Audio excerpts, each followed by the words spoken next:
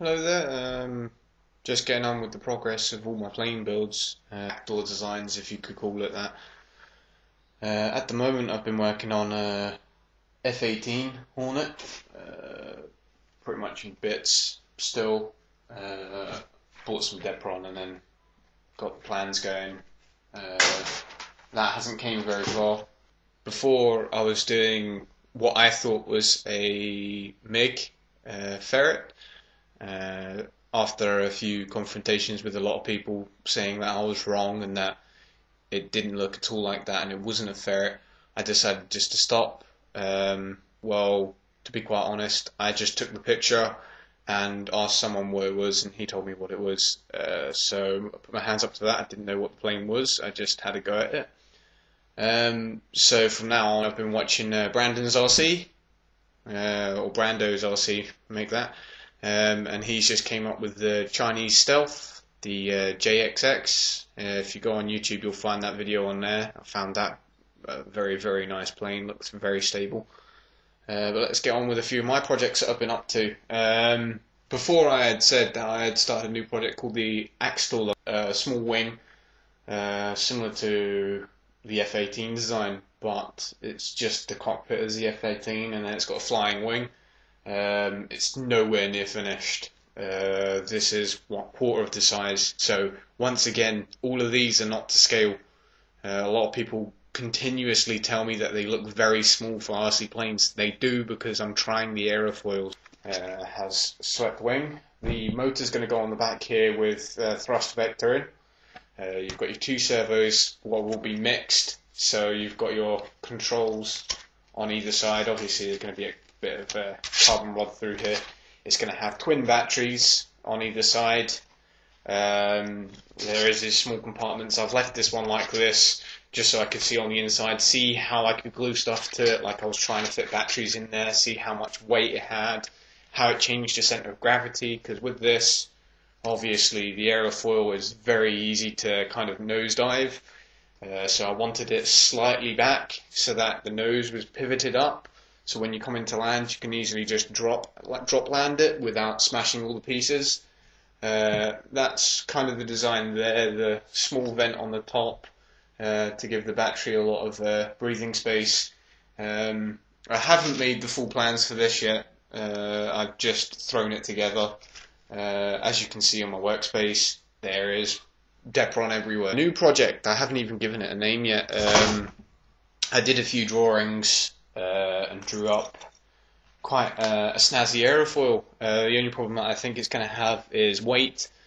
It looks like it's going to be very choppy and changey and stalling quite a bit, but it does look like it will be quite a quick flyer if I can get the aerofoil to work. This is what I've come up with at the moment. Essentially, it's a small flying wing. That'll be just. I mean, these are just some drawings that I drew up on paint just to give me a rough idea of how to cut each bit. Essentially, I started off with a much smaller design. That's what it looked like at first. At the moment, I've only just started making the model. This is the model here. As you can see, it's looks like it's going to be quite tail heavy on it. Or anything like that, just as in hand launching it into maybe out of the flat window and seeing if it flies quite well. If it does, then I'll think about scaling it up to a full-size model. It should have about a 25-inch wingspan on it, so it will be quite a hefty big wing on it. The plans that I've actually made for this one essentially is just drawings on paint. Once again, I'll try and get them refined straight down to where I need it to be. With this one, the motor's going to be on the back. There is not meant to be any vents on this, but I am going to cut a slit at the bottom, just down here, and put a small vent to air out all the products on the inside, like your electronic speed controller and battery. As I say, it is meant to be a very, very kind of sleek design, very tail heavy though. As you can see if I hold it here, it's very tail heavy. Even if I move it right down to the back of here, it's quite tail heavy still. The center of gravity on this is going to have to be way forward. I'm going to have to put it next to the cockpit. As I say, I've only just made this one literally 5 minutes. The design of this was after a spectacular amount of designing. I've got quite a few designs. I take my time when I'm doing them. I usually chop and change in between it, but essentially this is the one that I'm trying to get refined down now. I've just got to buy new motors and other servos. I mean, I went onto YouTube and found out how to make my own control rods out of carbon. That's one of them there.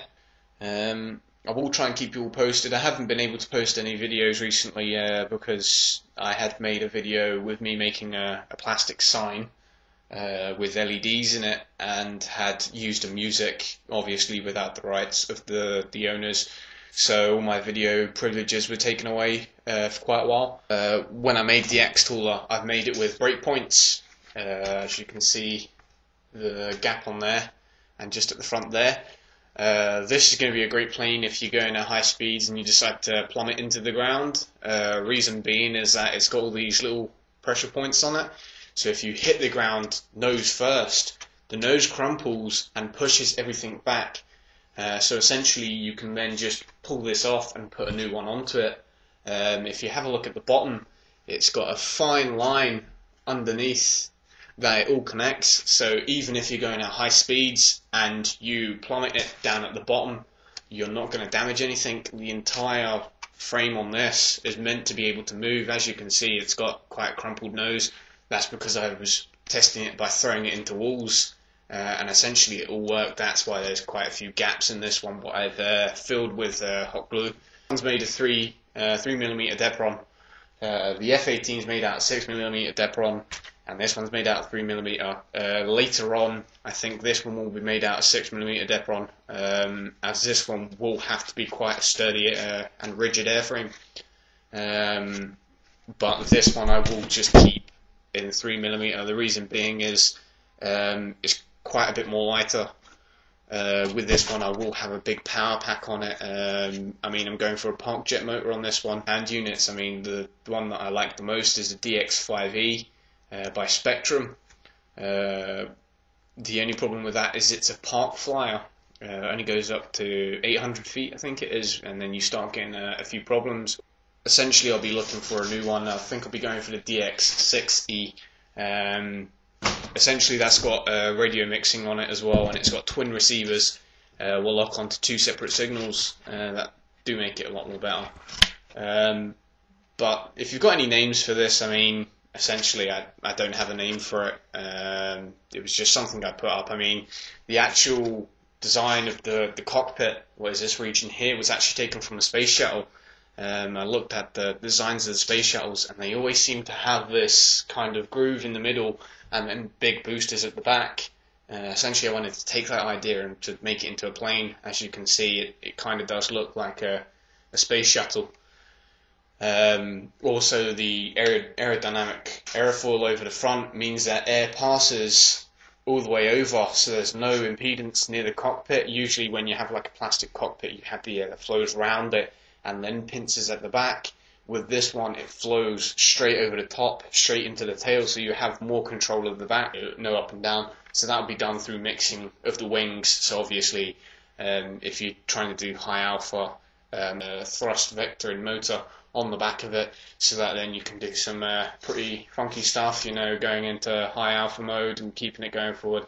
The only problem is you'll probably get wing rock due to, obviously, it's slander at the front but not at the bottom, so it will start to knock as it stalls.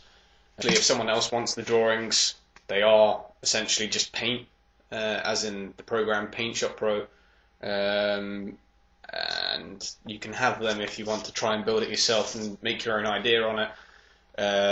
But it's just a design.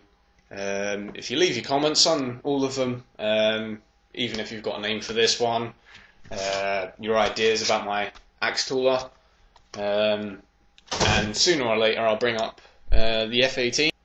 Thanks for watching, see you later.